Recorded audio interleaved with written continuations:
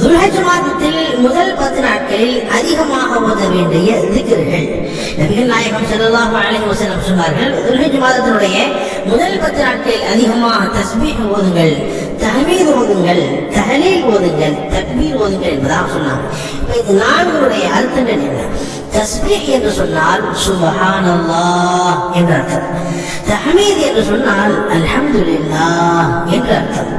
தஹ்லீல் என்று சொன்னால் லா இலாஹ இல்லல்லாஹ் என்ற அர்த்தம்.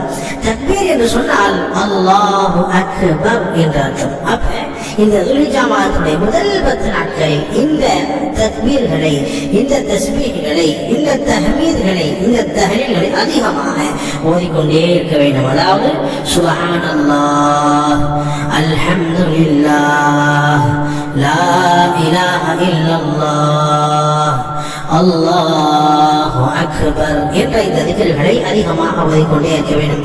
இந்த திக்ர்களுடைய இன்னொரு புறம் தான் 3வது கலிமாவாக நாம் ஓதுவோம்.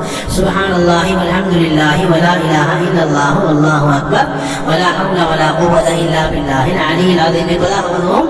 அந்த கலிமாவையும் நாம் அதிகமாக இந்த துல்ஹிஜ்ஜா மாதத்துடைய முதல் 10 நாட்கள் அதிகமாக ஓத வேண்டும்.